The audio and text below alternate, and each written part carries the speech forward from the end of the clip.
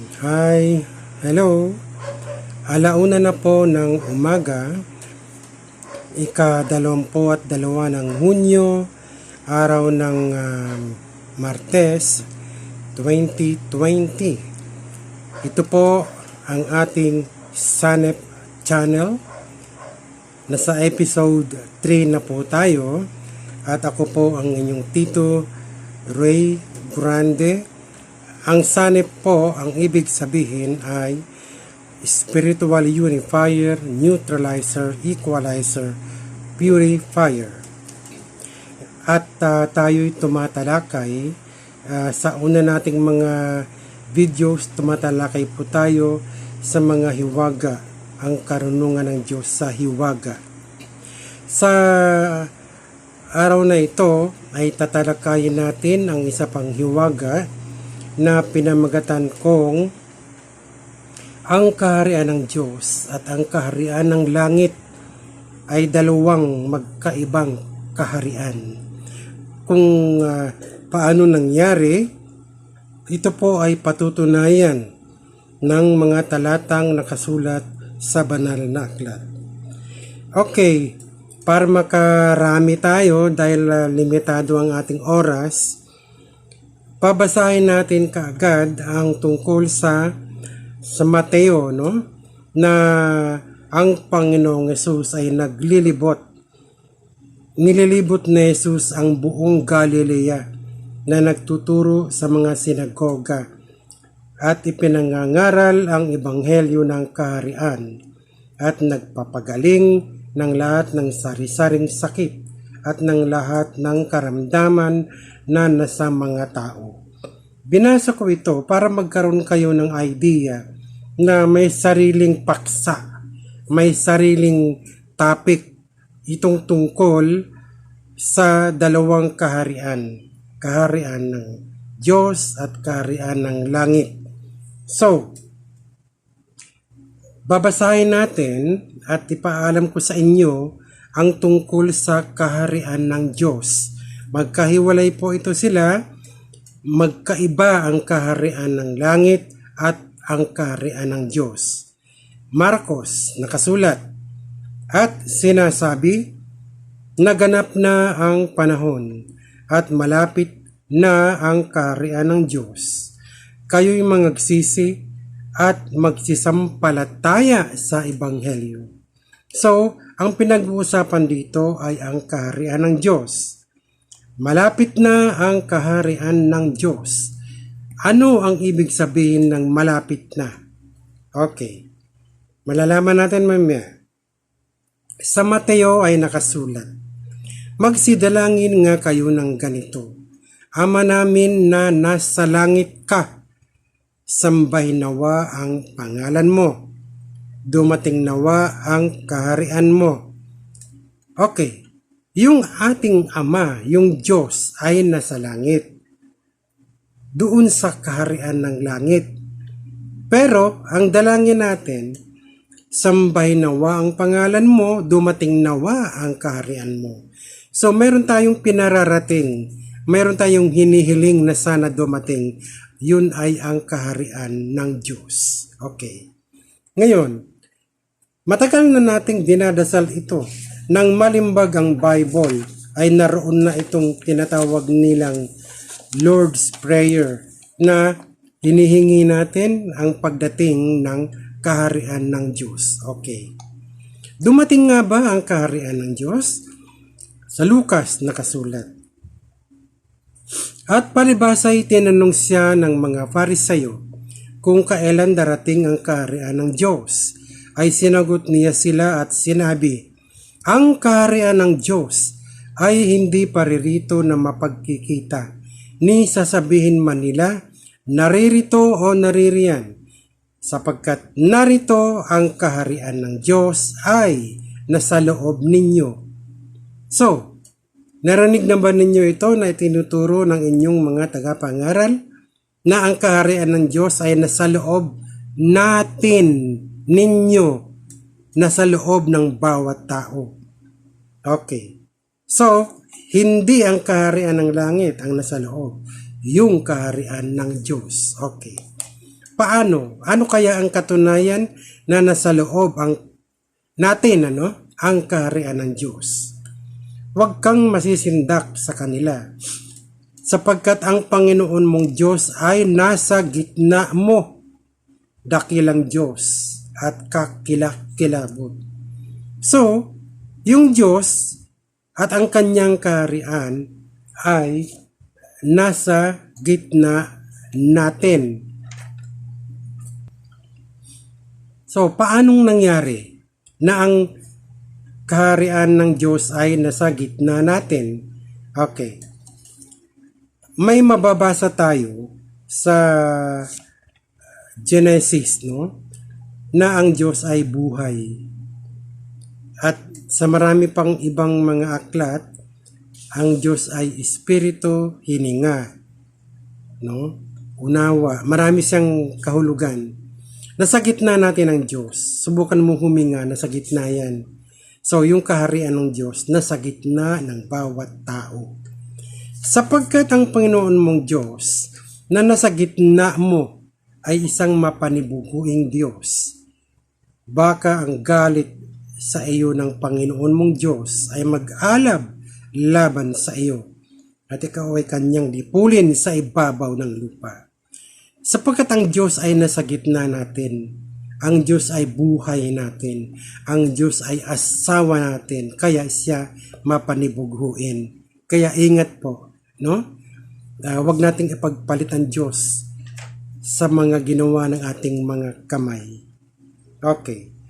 Kung ang kaharian ng Diyos ay nasa loob natin, ano kaya ang anyo ng kaharian ng Diyos na nasa loob natin? Yung itsura. Okay. Roma. Sapagkat ang kaharian ng Diyos ay hindi ang pagkain at ang pag-inom, kundi ang katuwiran at ang kapayapaan at ang kagalakan sa Espiritu Santo.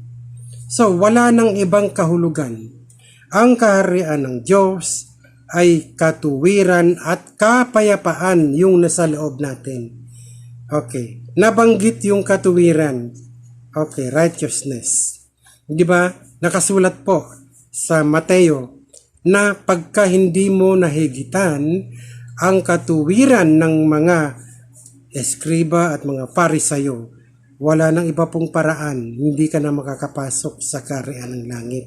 Kaya inilagay sa atin, sa loob, ang katuwiran para mahigitan natin ang katuwiran ng mga nagtuturo sa atin. Ngayon, tungkol sa langit, tapos na tayo sa kaharian ng Diyos na nasa loob lang pala ng ating katawan. Tungkol sa kaharian ng langit, awit, ang Panginoon ay nasa kanyang banal na templo. Ang Panginoon, ang kanyang luklukan ay nasa langit. Ang kanyang mga mata ay nagmamalas. Ang kanyang mga talukap mata ay nagmamasid sa mga anak ng mga tao. So, ang kanyang luklukan ay nasa langit. Okay. Sa Mateo, magsisi kayo sapagkat malapit na ang kaharian ng langit. Kanina ay nabasa din natin, ang kaharian ng Diyos ay malapit na. So, yung ibig sabihin pala ng malapit na, malapit mo nang malaman. At yun pala, ang kaharian ng Diyos ay nasa loob ng ating mga katawan. Dumating, di ba? Okay. Mateo, uli, Mapalad ang mga pinag-uusig dahil sapagkat, mapalad ang mga pinag-uusig dahil sa katuwiran, sapagkat kanila ang kaharian ng langit.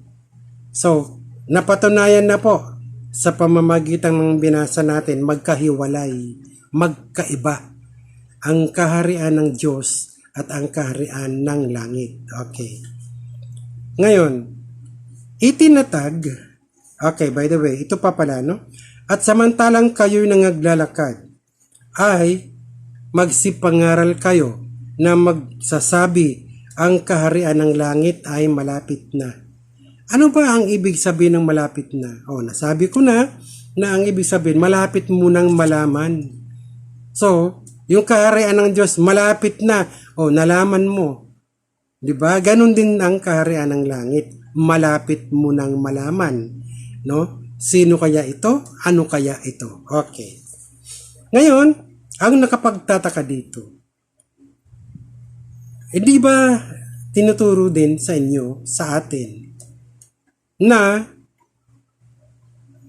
ang kaharian daw ng langit, na ang Diyos ay lumikha ng mga bagong langit? Okay. Ngayon, babasahin natin. Itinatag ng Panginoon ang kanyang luklukan sa mga langit at ang kanyang kaharian ay nagpupuno sa lahat. So, bakit biglang naging mga langit? Mga kapatid ko, inaanyayahan ko po kayo, iminimungkahi ko. Dalawin po ninyo ang The Spiritual Neutralizer doon po sa Facebook page. Naroon po ang mga videos na nagpapaliwanag tungkol sa mga langit. No, dito maikli lang ito kasi ang pinatutunayan ko lang dito, dalawang kaharian. Basahin po ninyo. Basahin din ninyo sa FB page ang SANEP. Mapapakinggan, mapapanood ninyo yung mga videos doon. Marami na po akong nagawa doon. Okay. Bakit nga mga langit? Okay. At bakit lilikha pa ang Diyos ng mga langit ay mayroon ng naunang langit? Okay, ito po ang katuwiran. At yaong nakaluklok sa luklukan ay nagsabi, narito, ginagawa kong bago ang lahat ng mga bagay. At sinabi niya, isulat mo sapagkat ang mga salitang ito ay tapat at tunay. So, ginawa ng Diyos na bago ang lahat ng mga bagay. Okay. So, kasama po ito. Pati na po yung mga utos, no, na bago lahat yan. Kaya lang of course, depende sa kung ano yung tatalakayin natin. Ngayon, ang Diyos ay lumikha ng mga bagong langit at bagong lupa. Esayas, sapagkat kung paanong ang mga langit, kung paanong at ang mga bagong lupa na aking lilikhain ay mananatili sa harap ko, sabi ng Panginoon. Gayon mananatili ang inyong lahi at ang inyong pangalan. Okay. So, ang Diyos, past tense na po yun, ano? Kung na ang Diyos ay lilikha. Okay, pero ngayon hindi na. Siyempre, tapos na, no? Lumikha na siya ng mga bagong langit. Okay, ang tanong dito, bakit? At sino ang mga bagong langit? Okay, bakit siya lumikha ng bagong langit? Nakita ko ang isang bagong langit, Apokalipsis, si Juan ang nagsasalita. Sapagkat nakita ko ang isang bagong langit at ang isang bagong lupa, sapagkat ang unang langit at ang unang lupa ay naparam, nawala na. Pero mga kapatid, ang pagkawala nito spiritual, hindi po literal, no? Okay, ngayon, nakasabay ng malaking ugong at ang mga bagay sa langit ay mapupugnaw sa matinding init at ang lupa at ang mga gawang nasa lupa ay pawang masusunog. Katulad ng sinabi ko ay present tense, ano? Past tense, ano ba tawag dito? Data po at ang araw. Okay. Ay masusunog. Okay. Hindi pa dumarating. Okay. Ngayon, Pedro, 2 Pedro, sapagkat sadyang nilimot nila na mayroong sangkalangitan mula ng unang araw at isang lupang inanyuan sa tubig, sa gitna ng tubig, sa pamagitan ng salita ng Diyos. na sa pamamagitan din nito ang sanlibutan noon na inapawan ng tubig ay napahamak, ngunit ang sangkalangitan ngayon. So ang pinag-uusapan natin ay ang bagong sangkalangitan at ang lupa sa pamamagitan ng gayunding salita ay iningatang talaga sa apoy na itinataan sa araw ng paghukom at ng paglipol sa mga taong masama. Dan narito po na pagkatapos nito, bakit sinabi na iningatan sa apoy na itinataan sa araw ng paghukom at ng paglipol sa mga taong masama? Ano ang kinalaman ng paglikha ng bagong langit doon sa mga taong masama? May koneksyon ba ito? Tingnan natin. Anong anyo ng pagkatao ang nararapat sa inyo? Ito ang tanong. 2 Pedro, yamang ang lahat ng mga bagay na ito ay mapupugnaw ng ganito. Ano ang anyo ng pagkatao ang nararapat sa inyo sa banal na pamumuhay at pagkamaawain? So, may koneksyon ba ang anyo ng pagkatao natin doon sa bagong langit? Tingnan natin. So, ang tanong kasi, anong anyo ng pagkatao? Ito, basahin natin. Sa unang Pedro ay nakasulat, ngunit yamang banal ang sa inyo'y tumawag, ay mangagpakabanal naman kayo sa lahat ng mga paraan ng pamumuhay, sapagkat nasusulat, kayo'y mangagpakabanal sapagkat ako'y banal. Yung pagkakapugnaw ng unang langit, unang lupa, pati na ng dagat, ang kaugnayan nito pala ay yung anyo ng pagkatao natin kasi binago na nga ang langit. Sa makatuwid, may kaugnayan ang bagong langit sa pagkatao ng bawat tao. Malalaman natin, 2 Pedro, na ating hinintay at pinakananasa ang pagdating ng kaarawan ng Diyos, na dahil dito'y ang sangkalangitan na nangagningas ay mapupugnaw at ang bagay sa langit ay matutunaw sa matinding init. So darating pa lang yon, pero tapos na dahil sa panahon ngayon. Okay. Mapupugnaw ang langit noon. Ang bagong langit ay tinatahanan ng katuwiran. Napansin ninyo, ang kaharian ng Diyos ay tinatahanan din ng katuwiran. At ang langit ay luklukan ng Diyos. So, magkasama ba ang kaharian ng langit at ang kaharian ng Diyos? Tingnan natin. Okay, 2 Pedro. Ngunit ayon sa kanyang pangako, ay naghihintay tayo ng bagong langit at ng bagong lupa na tinatahanan ng katuwiran. Yung bagong lupa at ang bagong langit ay tinatahanan ng katuwiran. Ang kaharian ng langit gayon din, tinatahanan ng katuwiran. Okay. Ang langit ay ang luklukan ng Diyos na tinatahanan ng katuwiran din. Ganito ang sabi ng Panginoon, ang langit ay aking luklukan at ang lupa ay aking tuntungan. Anong anyo ng bahay ang itatayo ninyo sa akin? At anong dako ang magiging aking pahingahan? Okay. Ang Diyos, ang langit ang kanyang luklukan na sirin niyang kaharian. Ang lupa ang kanyang tuntungan. Okay. Mayroon pa tayong babasahin na kaugnay din ito. Gawa. Bagamat ang kataas-taas ay hindi tumatahan sa mga bahay na gawa ng mga kamay, gaya ng sinasabi ng propeta.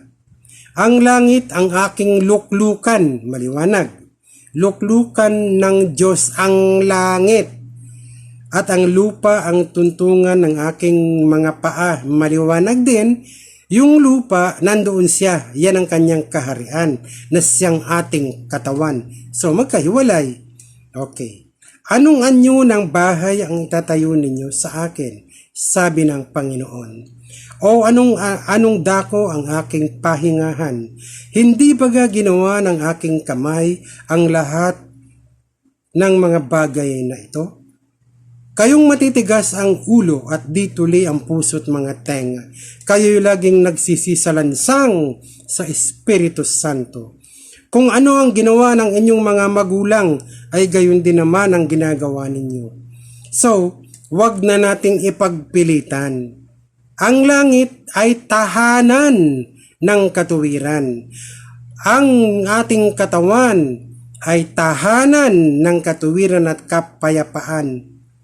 Okay? So, dalawang tahanan, yung langit para sa Diyos, yung lupa para sa kaharian ng langit. Parehong tahanan yan. Na pinagsasama ngayon natin. Okay, anong kaugnayan ng dalawa? Bagamat sinasabi kong dalawang magkahiwalay na kaharian. Okay. Ang Diyos ay napakalaki. Hindi siya tumatahan sa mga bahay na gawa ng kamay. Kung gagawin mo ang bahay ng Diyos, gaano kalaki? Anong design? Saan mo itatayo? So, imposible po, no? Okay, unawain na lang natin. So, mataas ang Diyos. Sino kaya yung bahay? Sapagkat ganito ang sabi ng mataas at matayog na tumatahan sa walang hanggan, na ang pangalan ay banal. Ako'y tumatahan sa mataas at banal na dako, na kasama rin niya, na may pagsisisi at pagpapakumbabang loob upang bumuhay ng loob ng nagpapakumbaba upang bumuhay ng puso ng nagsisisi. Bagamat ang Diyos at ang langit ay napakataas nila, pero kasama din nila natin. Dahil nandun sila sa loob pareho. Okay. Ngayon, huwag na tayong mag-isip pa. Ang langit, ang kaharian ng langit. Bagamat nasa ang langit pong yan, hindi po sa mataas. Ang langit ay ang bawat tao. Mamaya, malalaman ninyo, okay? Dahil ang kaharian ng Diyos ay nasa bawat tao. Ngayon, binanggit kasi ang katuwiran, no? Yung word na katuwiran. Okay. Na, ito lang ang basahin natin, sapagkat sinasabi ko sa inyo, na kung hindi ihigit ang inyong katuwiran sa katuwiran ng mga eskriba at mga Pariseo, sa anumang paraan, ay hindi kayo papasok sa kaharian ng langit.